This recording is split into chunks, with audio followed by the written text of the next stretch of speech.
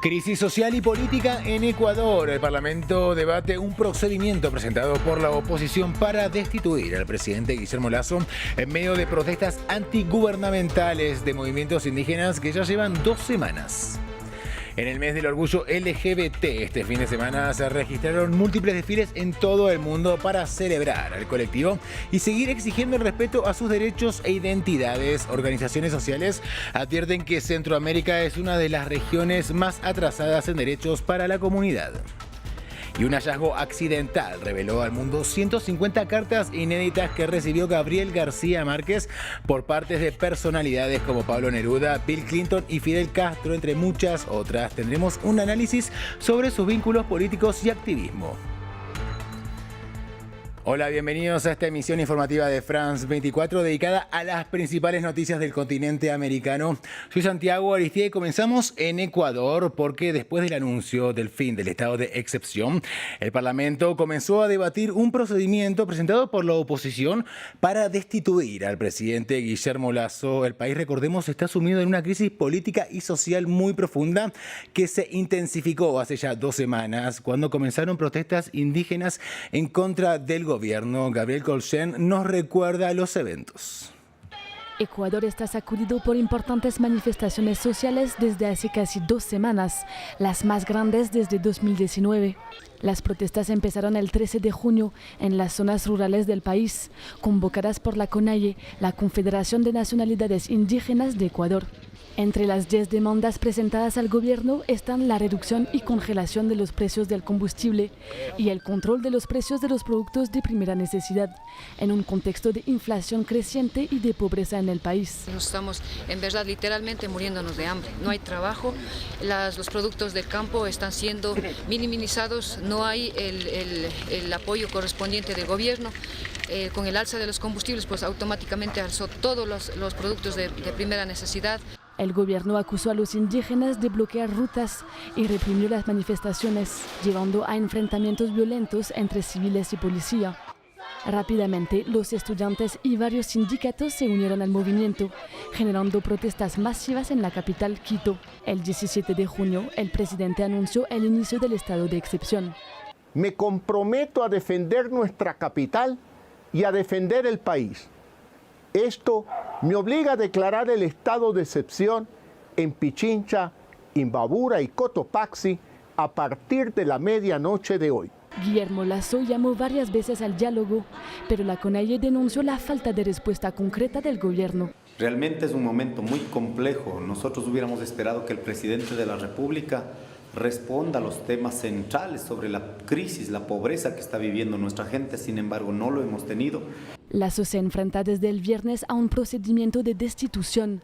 Sin embargo, anunció este sábado el fin del estado de excepción. Las manifestaciones han dejado un saldo de al menos 5 muertos y decenas de heridos. Y las consecuencias del COVID-19 continúan sintiéndose en todo el continente. Brasil, por ejemplo, vive un déficit de medicinas en sus farmacias. Aunque expertos y directivos tengan focalizado el eje fundamental del conflicto, la crisis llega en un momento en el que se espera un aumento de casos de dengue y COVID-19. El informe es de Rafael Pérez. Desabastecimiento de medicamentos en Brasil. Los farmacéuticos del gigante suramericano están en alerta debido a la falta de insumos médicos. La crisis coincide con la llegada del invierno austral y el aumento de los casos de dengue y COVID-19.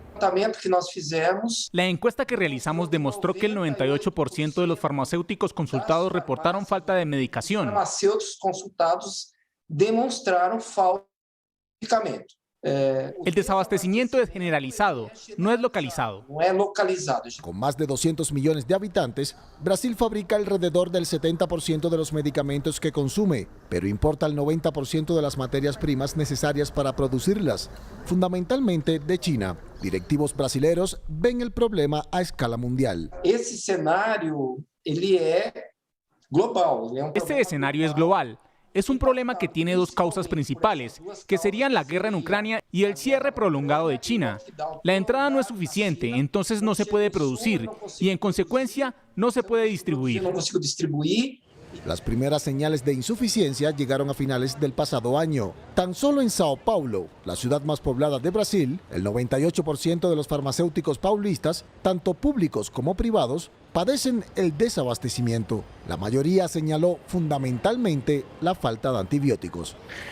Y junio es el mes en el que se conmemora el orgullo LGBT y durante todo este fin de semana se registraron múltiples desfiles en varios países de todo el mundo para celebrar al colectivo y seguir exigiendo el respeto a sus derechos e identidades. Aunque los coloridos desfiles en América Latina han sido diferentes en cada ciudad, todos ellos tuvieron algo en común, un llamado por la igualdad de derechos y el fin de la violencia contra la comunidad. Centroamérica es catalogada por organizaciones sociales como una de las regiones más atrasadas en cuanto a derechos de diversidad sexual y de género. El informe es de Juan Pablo Lucumí. Centroamérica es la región del continente en donde la comunidad LGBTIQ+ cuenta con menos derechos como actores civiles. En Panamá, las personas del mismo sexo no pueden casarse y no pueden adoptar. Al no poder establecer su estado civil como pareja, no pueden realizar una declaración de impuestos conjunta o acceder a un préstamo de vivienda como matrimonio. Ya es hora de que la Corte Suprema de Justicia saque de la gaveta la opinión consultiva de Costa Rica y en Panamá se dé el matrimonio civil, porque todos los ciudadanos tenemos los mismos derechos. Según registros de la OEA, Panamá introdujo la despenalización de la homosexualidad tan solo hasta 2008. El Salvador aprobó su primer derecho para la comunidad en 2010 y Costa Rica creó legislaciones a favor del colectivo apenas hace 8 años atrás, en 2014.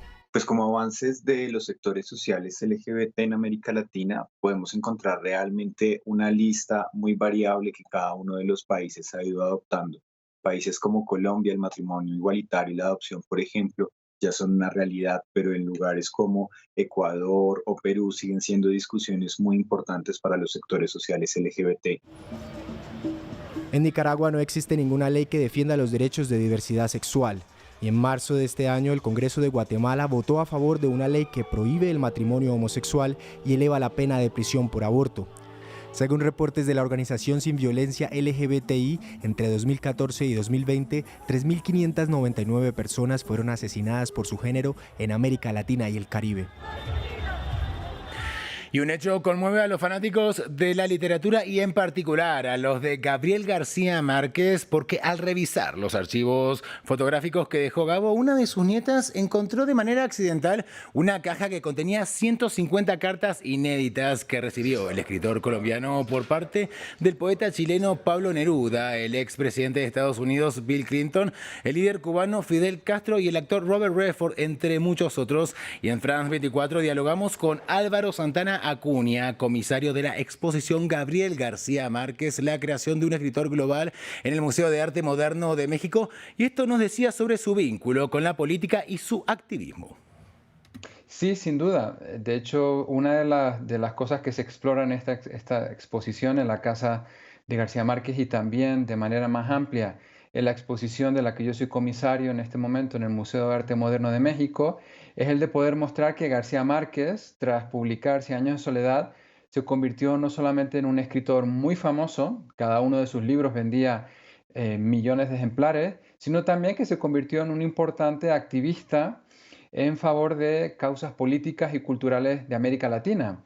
Y tanto en esta exposición como la que está en el Museo de Arte Moderno podemos ver cómo García Márquez pues, se interesaba para solucionar problemas como el narcotráfico, la violencia, incluso también interceder por prisioneros políticos en diferentes países, aunque también es cierto que muchas de estas actividades políticas de García Márquez pues las realizaba a través del teléfono. Entonces estas cartas son una pequeña muestra de ese activismo que García Márquez realizó sobre todo en persona y también por teléfono.